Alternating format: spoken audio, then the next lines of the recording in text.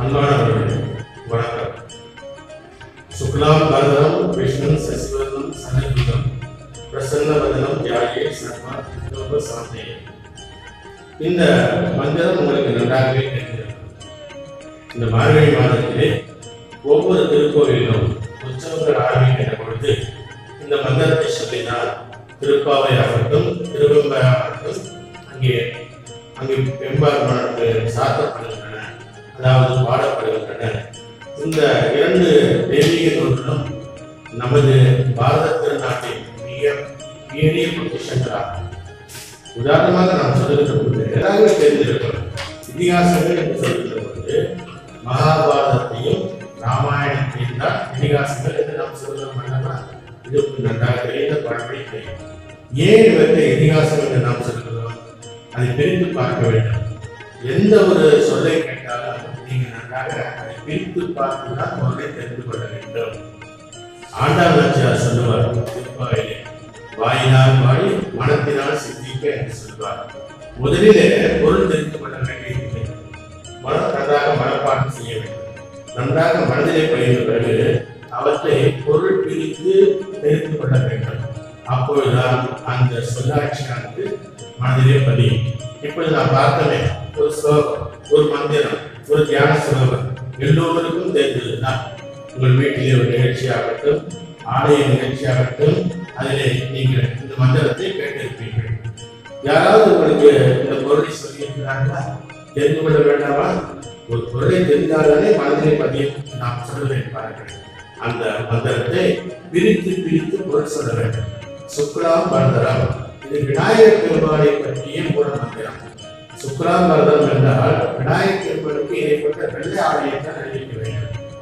நன்றாக ஞாபகத்தில் வைத்துக் கொள்ளுங்கள். விநாயகர் பெருமான் என்றால் வெள்ளை வஸ்திரங்கள் சார்த்த வேண்டும்.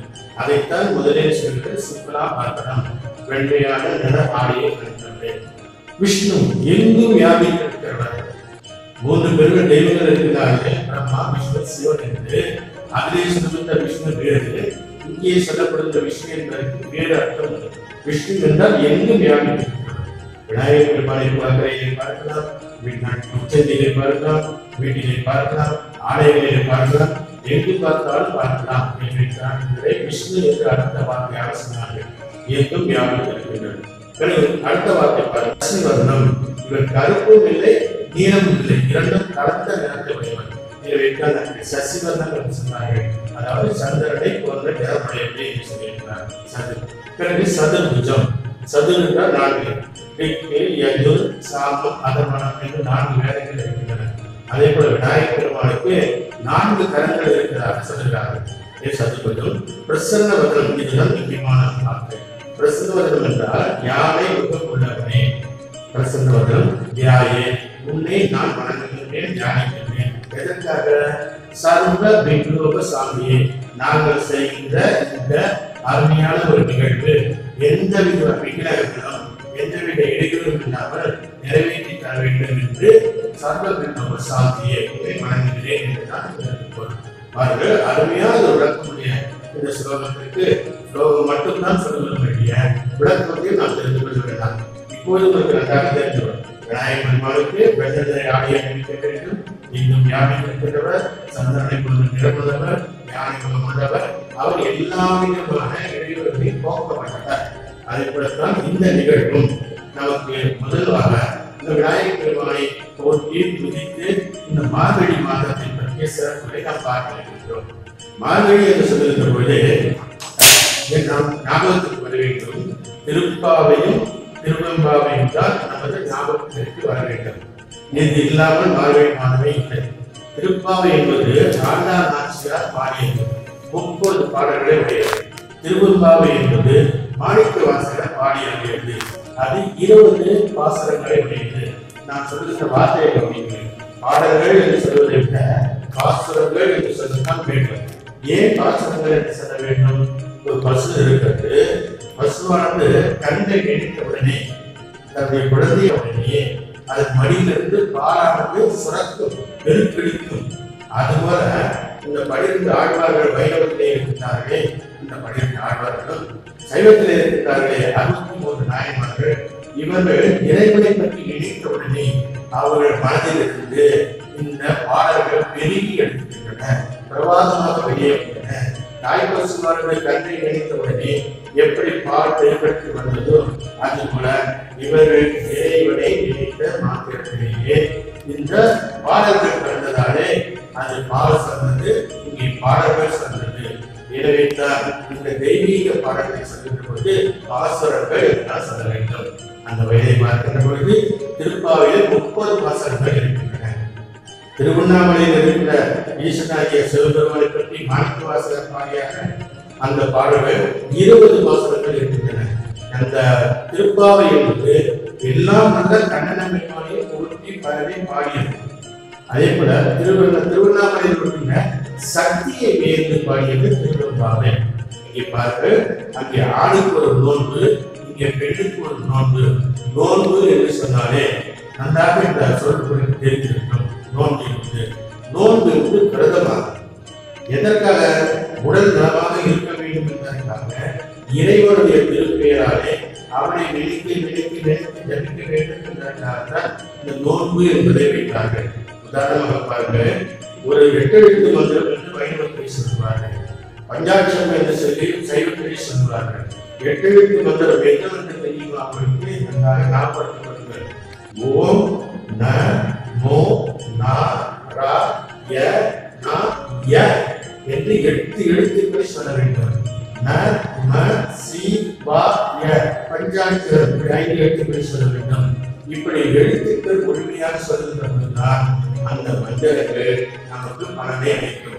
உதாரணமாக பாருங்களேன், வந்தவுடனே ஒரு பெரியவரை நமஸ்கரிக்கிறோம், நமஸ்காரம் என்று சொல்கிறோம், கை கூப்புகின்றோம். உடனே அவர்களும் உடனே நமஸ்காரம் என்று சொல்லி கை கூப்புகிறார்கள். நமஸ்காரம் என்று சொல்லி தெரியுமா? நான் என்றால் இல்லை என்று அர்த்தம், மா என்றால் ஆணவம் என்று பொருள், காலம் என்றால் உணர்வு என்று பொருள். அப்பொழுது நமஸ்காரம் என்று சொன்னால் என்ன அர்த்தமாக பொழுது என்னிடம் ஆணவ உணர்வு இல்லை. என்ன அருமையான அர்த்தம் இருக்கு. நமஸ்காரம் என்ற சொல்லிலேயே நம்முடைய எண்ணத்தை, நம்முடைய நிலையை பற்றி தெரிவிக்கின்ற ஒரு அருமையான வார்த்தையாக உள்ளது. பிறகு நமஸ்காரம் என்று சொல்கிறது வலது கையும் இடது கையும் சேர்ந்து ஒன்றாக இணைகின்றன. வலது கை என்பது தெய்வாம்சம் பொருந்தியது, தெய்வ அனுக்கிரகமுடைய கையானது வலது கை. இடது கையானது சக்தியை தாக்கியது, எனவே மனிதாம்சம் உடையது என்று சொல்கிறோம். இப்படி தெய்வாம்சமும் மனிதாம்சமும் சேர்ந்து ஒன்றாக கூடுவதுதான் நமஸ்காரம் என்று சொல்லிட்டு மிக அருமையான வழக்கமாகும். நமது சமயங்களிலே மதம் என்று சொல்லக்கூடாது. இந்த மதம் என்று சொல்வது தவறு. பழமொழி கூட இருக்கிறது. மதம் கொண்ட யானைக்கு வாழைத்தண்டு, மனுஷாருக்கு கீரை தண்டு என்று சொல்வார்கள். யானைக்கு அந்த கொழுப்பு சக்தி அதிகமாக சேர்ந்துவிட்டால் அதற்கு மதம் பிடித்துவிடுகிறது. அதே போல நம்முடைய உடம்பே கொழுப்பு சக்தி அதிகமாகிவிட்டால் நமக்கு ஒரு பெரிய உடல் உபாதை ஏற்படுகிறது. அங்கே யானைக்கு அந்த கொழுப்பு சக்தியை அடைப்பதற்கு வாழைத்தண்டை கொடுக்க வேண்டும். நம்முடைய உடலிலே இருக்கிற கொழுப்பு சக்தியை குறைப்பதற்கு கீரைத்தண்டை சேர்க்கப்பட வேண்டும். இதைத்தான் பழமொழி இருக்கிறது, மதம் கொண்ட யானைக்கு வாழைத்தண்டு, மனிதனுக்கு கீரைத்தண்டு என்று. இப்படி ஏற்கனவே நாம் இந்து மதம் என்று சொல்கிறார். பின் எப்படி சொல்ல வேண்டும்? தெரிந்து கொள்ள வேண்டும். மதம் என்பது கொழுப்பு என்று ஒரு அர்த்தம் வருகிறது பார்க்க வேண்டும். எனவே இந்து சமயம் என்று நாம் சொல்ல வேண்டும். இந்து சமயம் என்றால் என்ன? தேர்தலத்தை பார்த்தா தெரியும். வகுப்பறை சொல்லிக் கொடுத்திருப்பார்கள். அலல் மிகுதியோடு முடிந்ததெல்லாம் தொழில் பெயர் என்று சொல்வார்கள். இப்படி பேசுதல், நீங்கள் கேட்கிறீர்கள், கேட்க, எழுதுதல், ஓடுதல், நடத்தல், இப்படி அது முடிந்தால் தொழில் பெயர் என்று சொல்வார்கள். சமைத்தல் என்றால் தாயார் அடிப்படையிலே நமக்கு உணவை நினைக்கிறார். இந்த சமைத்தல் என்ன? ஒரு கீரையை வாங்கி கொண்டு போய் தாயாருக்கு கொடுக்கிறோம், மனைவியை கொடுக்கிறோம். அந்த கீரையை அவர் என்ன செய்தார்கள்? பிரித்து பார்த்து அதில் தேவையில்லாமத்தை எல்லாம் ஒதுக்கி வைத்துவிட்டு அதை பக்குவப்படுத்துகிறார்கள். அப்படி பக்குவப்படுத்துவதற்கு தான் சமைத்தல் என்று பெயர்.